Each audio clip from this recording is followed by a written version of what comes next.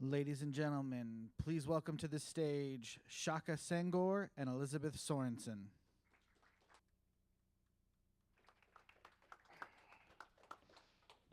Hey, how y'all doing today? Good, good, good. Shaka, it's so nice to sit down with you. I'm so excited to kind of have a conversation here. And I just wanted to give a brief introduction. Shaka Senghor is a prison reform activist. He's a writer. His most recent book is Righting My Wrongs. He's a mentor. He is a speaker. His TED Talk, I think, has garnered over 1 million views. Yeah. He is a beloved Oprah interviewee. um, he is a lecturer at universities. He is an MIT fellow, and he is a former inmate of the U.S. prison system. Um, I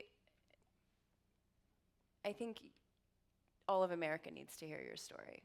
Um, and so instead of me asking questions right now, please share it if you wouldn't mind. Oh, definitely. Well, hello, all of America. uh, so I grew up in the city of Detroit, in a household that on the outside looking in was the model for black middle class, working class America. My father was in the Air Force for 35 years. My mother was a homemaker. But unfortunately, what was happening inside of our household is all too common, especially when you're dealing with young men and women who end up in our justice system. My mother was very abusive, and so I decided at the age of 13 and 14 to run away. And when I ran away, I was completely clueless as to where I was going. I thought that somebody would see this little handsome, smart kid, um, still a little handsome, and that they would take me in, and wrap me in the love that I think all children are deserving of. But unfortunately, instead, I ended up getting seduced into the crack cocaine trade. And within the first 6 months of being in that culture, I experienced everything from my childhood friend being murdered to being robbed at gunpoint to being beaten nearly to death. And I remember when I was beat, laying in my own blood on this cold bathroom floor in the back of a crack house. And I remember asking myself this question, like, what kind of world do we live in where we allow these things to happen to children? And sadly and unfortunately, I still haven't got an answer to that question. Despite the things that I experienced early on in that culture, I continued on in that culture until actually I ended up going to prison. But prior to that, about 3 years into the culture, I was shot multiple times, standing on the corner of my block. And I remember my friend taking me to the hospital because the ambulance never came. And he had been shot the prior year. And so I just remember, the most vivid memory I have is of him coaching me about how to deal with the trauma I just experienced as he was taking me to the hospital. And when I got to the hospital, they basically extracted two of the bullets. They left one in, which I still have to this day, patched me up, and sent me back to my neighborhood. And I remember going home with this volatile cocktail of emotions. I was angry, I was paranoid, I was sad. And, the sad and unfortunate thing is that not one adult thought to ask me, how did I feel? What was I thinking? And, shockingly, what I discovered is that this happens all too often to young kids who are victims of gun violence, is nobody really thinks about the trauma that that causes and how that reshapes a young child's brain. 16 months later, July 1991, I got into another conflict. And in that conflict, I decided to shoot first. And I tragically caused a man's death. I was sentenced to 17 to 40 years in prison. I ended up serving a total of 19 years in prison, 7 of that in solitary confinement. Um, and I can just say, I've been free for almost 8 years now. And solitary confinement is arguably one of the most barbaric and inhumane aspects of our society. what I witnessed while I was inside is something that I think is America's great shame. You know, what we do to people, you know, when you think about the reputation that our country is built upon, you know, you think about the history and the legacy and how we've tried to reshape some of the darkness of our past, it's the one area where we're really failing at, you know, because we're not addressing the reality that there are millions of people who are currently suffering as a result of the decisions we make when it comes to men and women who end up in a justice system. Thank you. And I think what's incredible about your story is that it's not, I mean, it is a story of redemption, right? An incredible story of redemption. And it also highlights, I mean, the travesty of the criminal justice system and the horrors of jail. And I know you, I mean, you devote a lot of your time and life right now to inform, I mean, right, I mean, informing people, because how misinformed is the American public? Like, I know a few years ago, I didn't know about supermax prisons. Like, I didn't know about solitary confinement that, you know, I mean, people go crazy. I mean, it's a form of torture that is still legal in America, and it didn't work. It was like a failed experiment, right? That this doesn't rehabilitate anybody, and it is. I mean, right? You don't get, nobody touches you. I mean, it's. How often do you find a well-informed public when you're speaking about this? It's really one of those things that I didn't even realize how uninformed society was about what happens in our prison system. It's a very clandestine system. It's really hard to get access for the public. Typically, the only time journalists are allowed inside the prison is when they're specifically focusing on one person with a high-profile case. But in general, the general public knows very little about what happens because we live in a society where people are disposable. We live in a society where you think about the racial dynamics in our country, it typically doesn't impact that large of a segment outside of black and brown communities and poorer white communities. And so it's easy to turn a blind eye to what's happening. It's a quick fix to say, well, we just lock people up and we don't have to deal with them and we can feel safe and secure. But what often is missed in that conversation is that over 90% of people who are incarcerated will at some point return to society. And we have to consciously think about what kind of men and women do we want to return to society. You know, I'm one of the fortunate ones. For one, I was literate when I went into prison, which is major considering that the average reading grade level in prison is third grade. The average math level is third grade. You know, I developed a skill set as a writer to be able to create an employment opportunity for me when I got home, because when you have a felony on your record, it's extremely hard to get hired.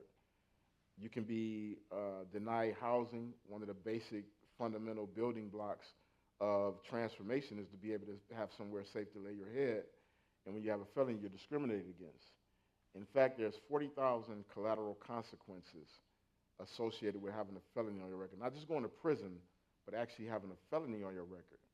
And those things impact the quality of lives every day, and we just have turned a blind eye to it, some of us consciously, but subconsciously our culture just hasn't created a space for us to really have honest dialogue about what's happening to a large segment of our society. Up until recently, with the opioid crisis, we just wasn't having that conversation. But now that we're seeing that crisis impact communities that aren't the hood, they aren't the ghetto, they aren't black and brown, now people are really waking up. And you know, it would be easy for me to come in and say, well, you people should have known better. But instead, what I think is that it's an opportunity for us to just really start an honest conversation about why do we have this disparity, deal with our own biases, and really think about what does it mean to be human in a country with so many resources, so much wealth and opportunity, and why we're not extending that to those who may go astray. You know, I'm a firm believer that you get out of people what you put into them. And if punishment is an idea that's proven to fail, You know, we have a 70% recidivism rate, which means that 70% of the people who are released from prison actually end up back in prison. Now think about this. If you were an investor in a corporation and that corporation had a 70% failure rate, the common sense thing would be to extract your funds from that company, because clearly whoever's running it don't know what the hell they're doing, right? And the same can be said about our system, which is built on this model of punishment and retribution. And I just think we're at this pivotal moment where we have an opportunity to really rethink and reshape what criminal justice looks like. Because ultimately the word is justice, right? And that means justice means that the community from which people are extracted from has to be considered when it comes to what is justice, which means that they have to think about the quality of their life when people are returning. And if you're returning people who have been dehumanized, degraded, abused, then you're not thinking about justice for those communities, you're not thinking about the justice for the person, and it keeps this cycle repeating itself. Oh my gosh, I want to ask you so many questions, Sure, and there's come on. so much stuff I want to just glean from you. Yeah. I mean, oh my gosh, almost pick them, but like in your book, you have this one moment, right? And I'm just remembering it with our conversation is you're on the bus and you're being transferred, right? Because in prison you transfer every few months and you never make connections and you're always being taken in one anyway.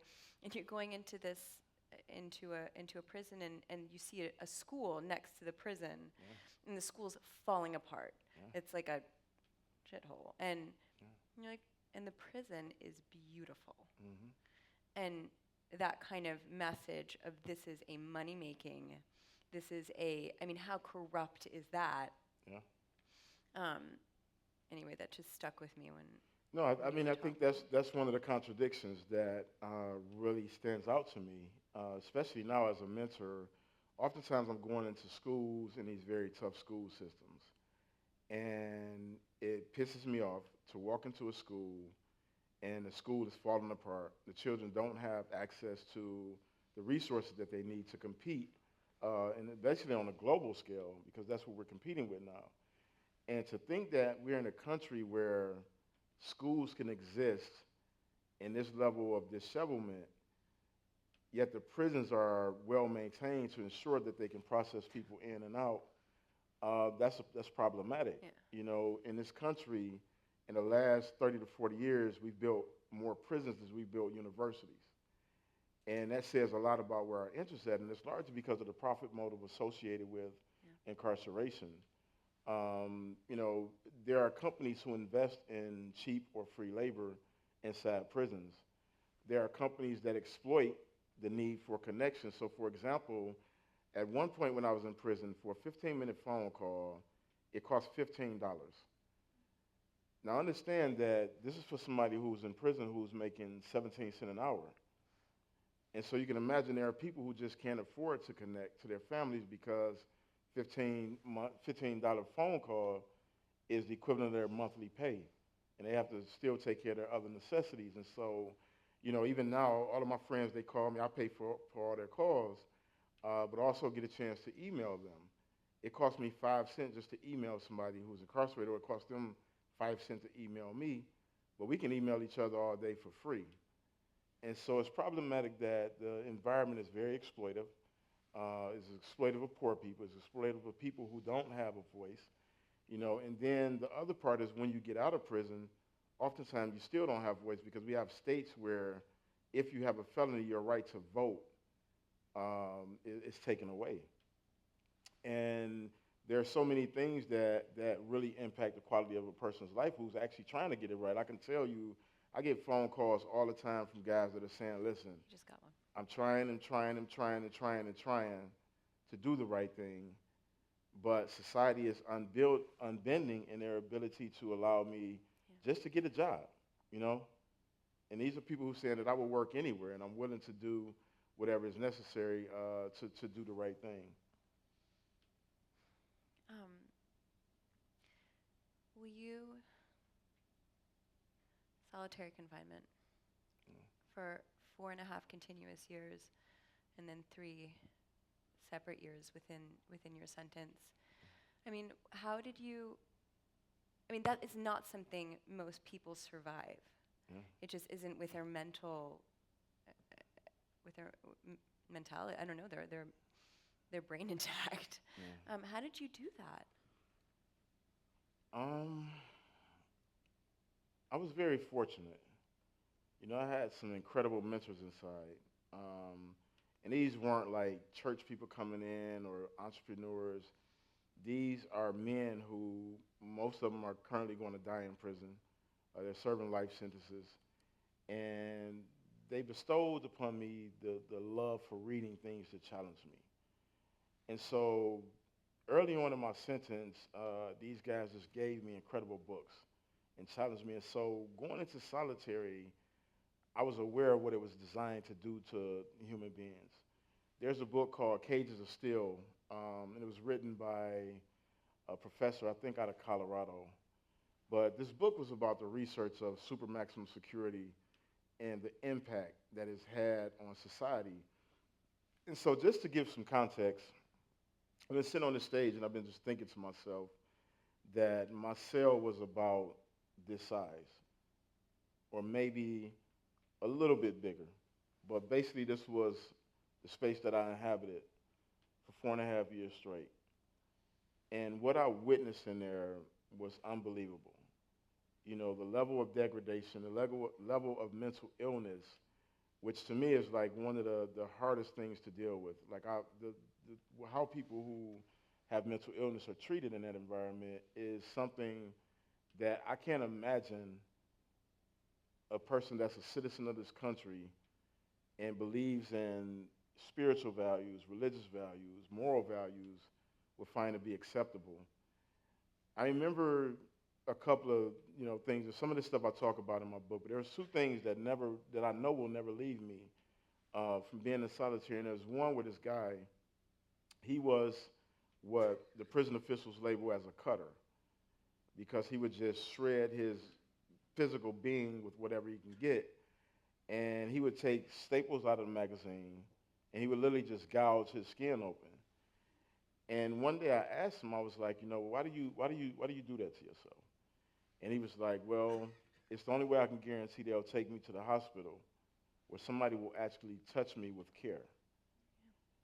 And I thought about that because that 4.5 years, I didn't have physical, any physical contact that was out of my own decision making. The only time that I was touched physically was when I was being shaken down by officers escorting me to the shower or to the yard cages. And the other scenario that stuck out to me was there was this guy who he was homosexual, and the officers would just bully him and bully him and bully him to the point that one day he decided to set himself on fire. And after he set himself on fire, they extinguished the fire, removed him from the cell, put him in the suicide cell, and then 2 days later they put him back in the cell and continued the pattern until he attempted to kill himself again by setting himself on fire. And that's normal in solitary confinement. It's just a normal practice. When people have schizophrenia or bipolar disorder and they have an outburst, instead of taking them to the psych ward or getting them professional help, they come in with the extraction team, which we call the goon squad. But basically, they pepper spray the person, they physically subdue them, chain them down to the bed until they come out of that episode.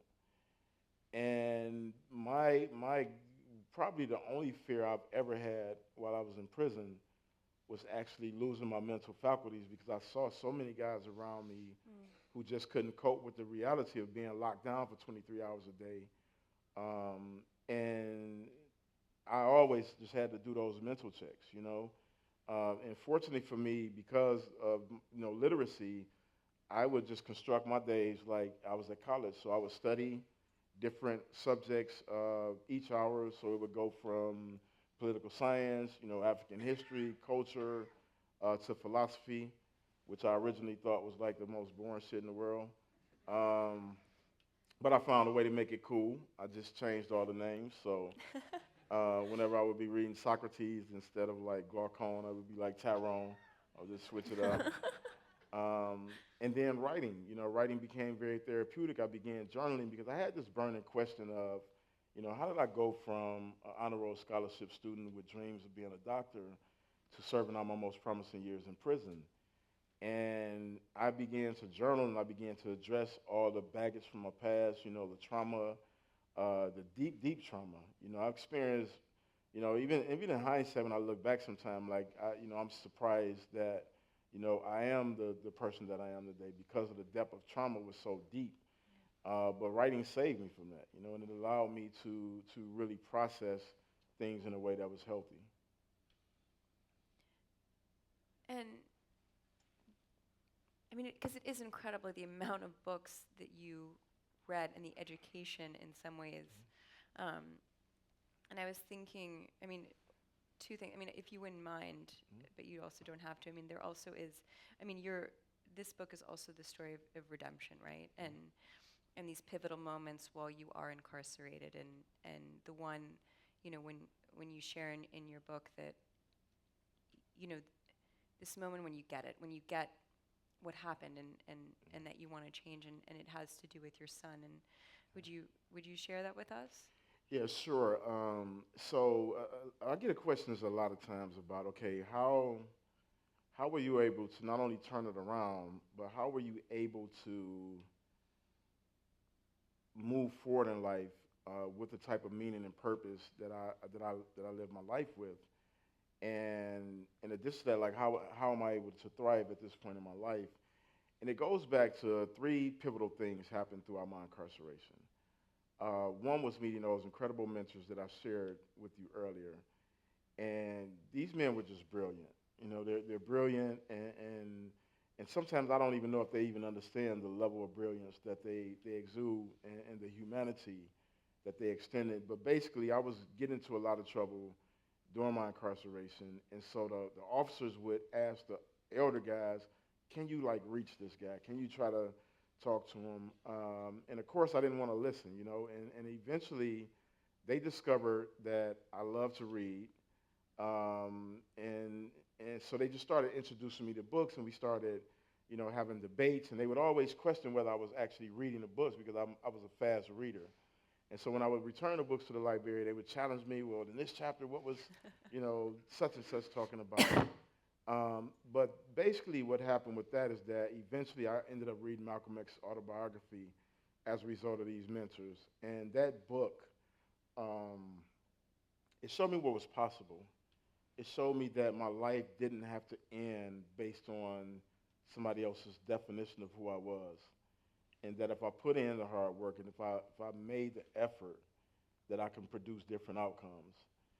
And so Malcolm became kind of like, y'all remember the cartoons when they had a good angel on one shoulder and a bad angel on the other shoulder? So Malcolm kind of became like that good angel. And I didn't always do the right thing. So it was a process. The second thing that happened is I received a letter from the woman who raised the man whose life I'm responsible for taking. And in that letter, she explained to me how I devastated their family, everything that I robbed them of, everything that I deprived them of. But she went on to say, despite these things, that she forgave me. And in that moment, I wasn't emotionally evolved enough to really understand what that would come to mean in my life. Because I was 19 when I went to prison.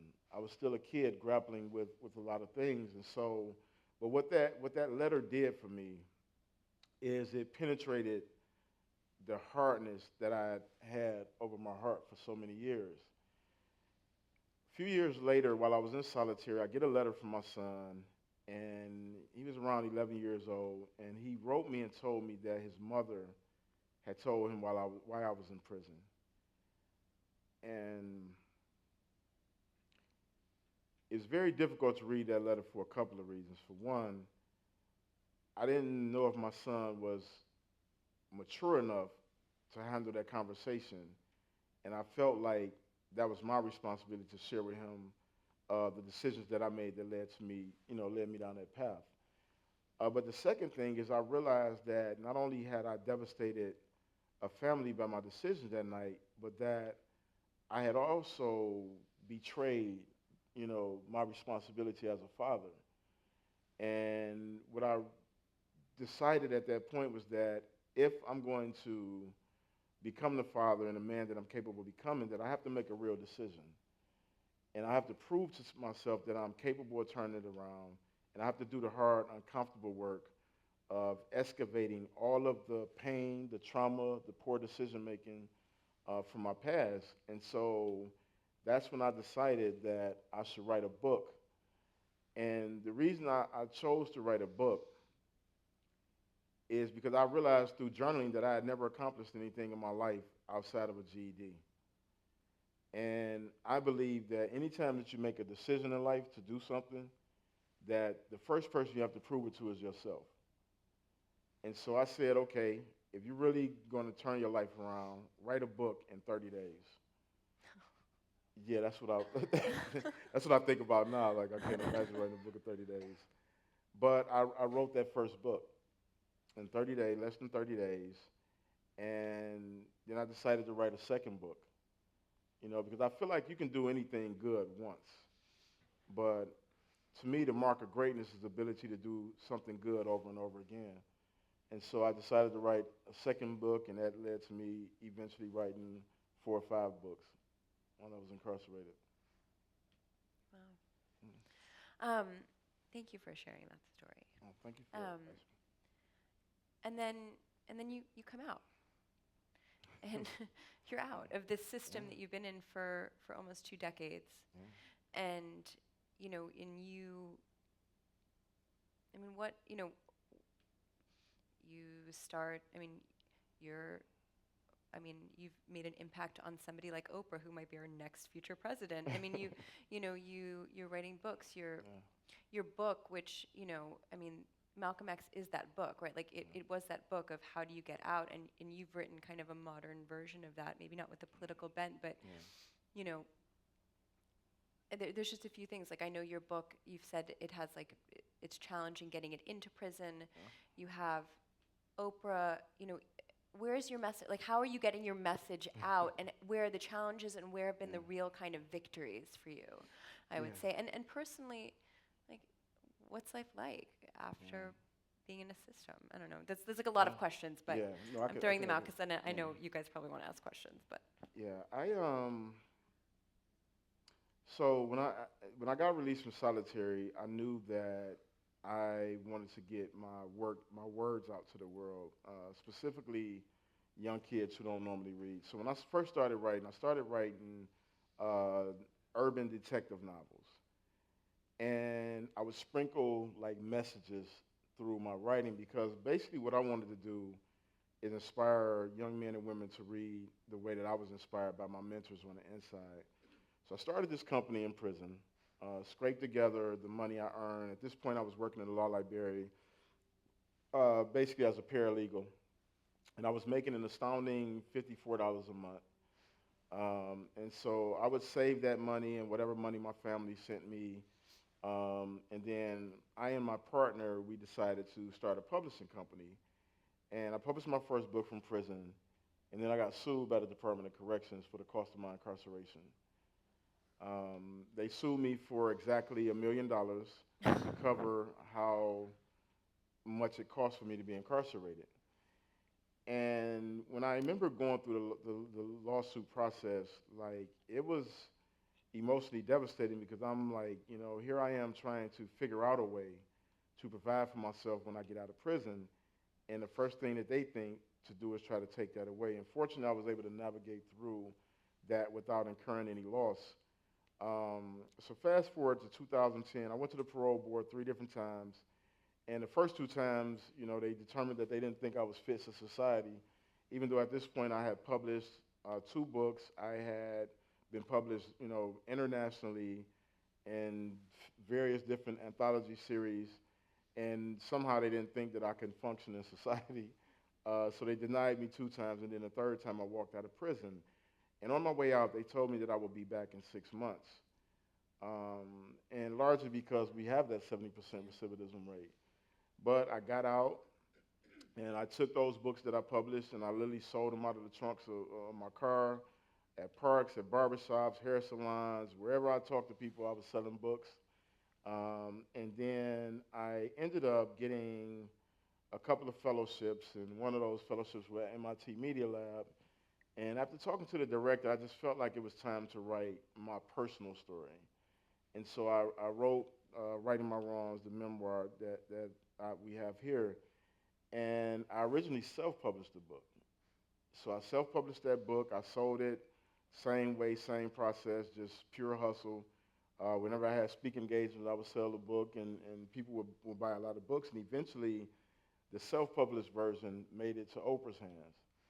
Um, and like it's one of my favorite parts of my interview with her is that she actually is holding a book that is a result of my hard work and effort and just the audacity to believe that you can make a life out of, out of circumstances that most people just don't think are possible. And so, I had that experience with Oprah, and Oprah not only interviewed me, but she became a great advocate for, humanizing men and women who are incarcerated. This past fall, I worked with her on a show called Released, which you still can find through On Demand or whatever the case may be. But it's the story of men and women coming home from prison. But that's been pretty much it. It's just work, work, and it's not easy. I've had a lot of triumphant moments. I've had a lot of successes. But even wrapped in each one of those, there were challenges.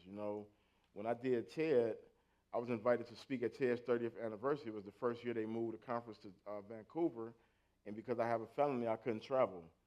So I had to actually stream my talk live from TED office to an audience in Vancouver. And, those things are the reality of getting out of prison. But what's even deeper, and it's one of the things that working on that show and being able to see other people's process helped me really address some of the trauma that I had kind of ignored. Is one of the things about being able to figure a way out and be singularly focused is a lot of times it leaves you with a lot of blind spots. And I didn't consider, like, the depth of the trauma that I still had to heal from, whether it was interpersonal relationships with family, whether it was the realities of, still having trauma from being in solitary, and a lot of these things come up in some very peculiar ways. For example, I was reading an article about a man who had been in solitary confinement for 42 years in New Orleans, and he was just talking about some of the symptoms that he had. The night sweats. Like I couldn't understand why when I got out of prison, like I would have these like night sweats. I would wake up and the whole bed would just be soaked. And I just realized that was my body releasing the trauma. There are still moments when, just the anxiety that I get from being in confined spaces. I moved to LA about a year and a half ago. And when I was deciding where I wanted to move, I had considered New York, and then I realized I can never live in New York because I don't like getting on the subways because of just the physical anxiety that I suffer as a result of being confined for so long. So, it's not easy. It's a process that I try to make easier for other men and women coming home through my work. I go back inside prisons. I work with men and women who are currently incarcerated. All of my friends call me from prison, so I'm very much connected in a very personal way. And I just believe that this is the life work I'm meant to do. Does anybody want to ask any questions? First of all, that was one of the most moving talks I've ever heard in my life. It gave me so much to think about, and thank you for your courage and the very articulate way in which you told your story. In my view, there could never be a justification for incarcerating a human being in solitary confinement. But I'm just interested in what pretext they incarcerated you for 4.5 years. I mean, what was the terrible thing that you had done within the prison system that they felt that was a suitable punishment? Yeah, so that's a great question. So his question for anybody in the back who didn't hear. So his question was, what is the pretext that landed me in solitary confinement for 4.5 years. And I do talk about that in the book. But so I got into a conflict with an officer inside prison who had a history of physically abusing other men who were incarcerated. And we got into a verbal confrontation initially, and it escalated to a physical confrontation when he pushed me and I punched him. And so I ended up beating this guy up, and so they sentenced me to an additional 2 years in prison and what turned out to be 4.5 years in solitary confinement. But how did they? So they you do this one thing, and then they just say you've got 4.5 years in solitude, or do they just keep on extending it? Well, what happens in solitary confinement, so his question was, do they keep extending your time in solitary confinement? And what happens in solitary confinement, which leads to people being in for so long, is the sentences are indeterminate. So they don't tell you that, okay, you're going to solitary for a year, for 2 years. You just keep going through this process where you go up and you go up, and administrations change over time. So a lot of times you're actually going backwards. So you may get some, a person may say, well, we'll see you in 6 months. But then that person gets a new job, and then you have to start over building a relationship with the new person that only looks at what you're in there for and say, we don't think you're ready yet. And for me, I was really fortunate in the sense that I actually was told multiple times that I probably would never get out of solitary confinement. And one day I just used, again, the power of the pen.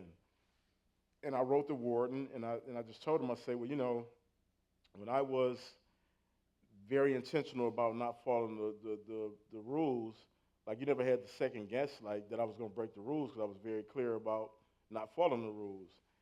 And I just told him, if you give me an opportunity to prove that I'm ready to do something else with my life, I guarantee you that I'll stick to my word, because ultimately at the end of the day, that's all I really have. So who You go. so we take the lady next to me. Come here. Mm-hmm. So her question is, how did I get connected with the MIT Media Lab? The director of MIT Media Lab, Joy Ito, actually has roots in Detroit, in the Metro Detroit area where it's from. And they came into Detroit to figure out how they can use some of the technology and emerging technology, and then to make, help make Detroit a better place, but also what the students can learn through that process. And we were at a meeting, and I don't know how much guys you know about Detroit, but Detroit went through a very tough time, and we had weird people flying in and just taking pictures of all of the bad things and creating this narrative that Detroit was just this wasteland. And so people converged on it, and now it's like one of the hottest places in the country when it comes to investments and people moving back to the city. And so this was like at the beginning of that space. And I then invited to a meeting where Joy was speaking at, and he just talked about some of the things that he wanted to do. And some of the audience members, they were like recent transplants, and they was like, oh, Detroit is just this blank slate. You can come in and do anything. And being a native Detroiter and having, family who have been there forever, I just felt that was offensive, and I felt it was misleading. And I spoke to that, and after that, me and Joy developed a friendship. I ended up collaborating with MIT Media Lab we did like a 5-day hackathon in Detroit. And at the end of that hackathon, Joy invited me out to the lab, and I went out to the lab and met with faculty and students, and they was like, we would love to have you here. And so I ended up with a fellowship that lasts for 3 years. And so I'm one of the founding fellows of that fellowship. And so I have a great relationship over there. Yes, sir. The purpose of imprisonment and is supposed to be law and order. Mm-hmm. Is there any, you obviously are working for the reform of the prison system so that the time spent, even if you do commit a crime, could be restoring order or helping, rehabilitation. Has rehabilitation, is it advancing or is it retreating as we speak? So great question. And basically this question was, are we advancing with rehabilitative efforts inside prison, or are we going the opposite way? When I first went to prison in 1991, there was college, there was vocational trades, there were people who would come in from the outside, And then President Clinton's administration passed this robust crime bill that took Pell Grants out, I was averaging like 4.0 at the time they ended our college opportunities. And so in the last, 2 to 3 decades, the system has went completely backwards in terms of rehabilitation efforts, and largely because there's a profit motive for having this cheap and free labor class, go in and out of the system. And now my work is really about how do you raise awareness, humanize the issue, and really help people see that this problem is going to get increasingly worse, especially with the opioid addiction right now. It's going to get severely worse if we don't act now. If we don't understand that people who are dealing with opioid addiction, crack addiction, alcohol addiction, oftentimes are trying to deal with deep traumas that they've experienced throughout their life. And that's not an issue to be criminalized. That's an issue that is better suited for substance abuse treatment and things along those lines. But it takes a concerted effort. We have to challenge policymakers. We have to challenge our local government, the federal government on this idea that punishing people is the way to go, because it's just proven to not work. Yes, sir. So I'll go way in the back, then I come over here. As you've had time to think about what your sentence was, Mhm. have you thought as to whether it was commensurate with the crime, not the punishment? Mhm. The sentence is different than the punishment.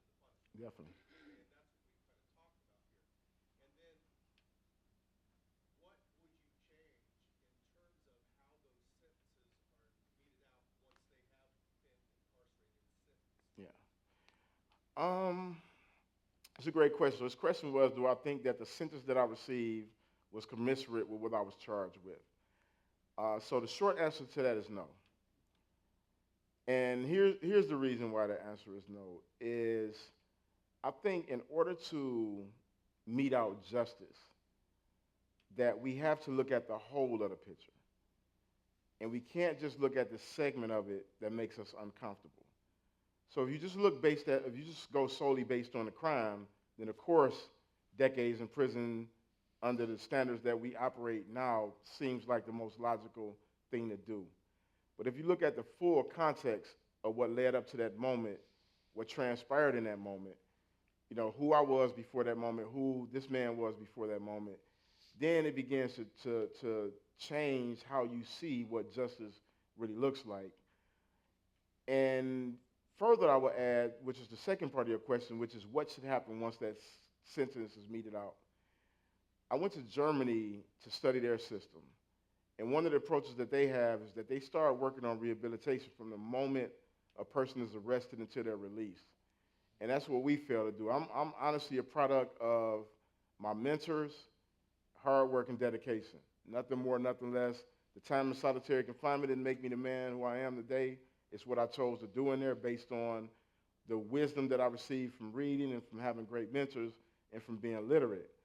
And so I think that if we're going to fix the system, then we have to be honest about what does justice look like. If somebody's up under the influence of an intoxicant that changes their brain chemistry, that really impacts how they see and think about the world, we have to think about all of that. We have to factor those things in, not just that they've committed an act that makes us uncomfortable. And I think that's where we failed in our justice system, is that we do what's expedient and what's convenient as opposed to what's practical when it comes to producing logical outcomes that will be better for society. So thank you. So I'm going to come over here and then I'm going to take one more in the back. So we got like a minute and a half. Yes?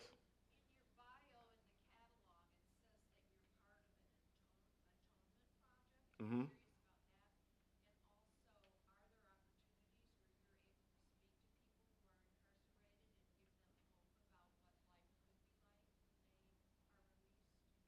Yes, so two-part question. So she asked about the Atonement Project, which is in my bio. It was a project I started at MIT as a partnership with MIT Media Lab, and then a class I taught at the University of Michigan.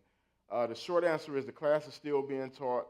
I'm not physically in Michigan anymore, so I don't teach directly, but I still come in and do lectures like once a semester. My book is a part of that class, so that's still being taught. And then the second part is, do I go back inside prisons? Every chance I get, whenever I'm invited, I try to make sure that I can get inside and talk to the men. I'm actually working on developing a tour with another friend to actually just tour prisons and talk about, here are the steps that you can use to get out. So we'll be working on that later on. And then I'm working on some art-based projects that are really about shifting the conversation. One project I just got commissioned by the Geffen Playhouse in Los Angeles to write a show called The Cell. It's a monologue show, which I'm really, really excited about.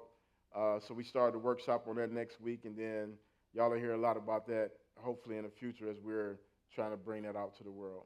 And then the young man in the back.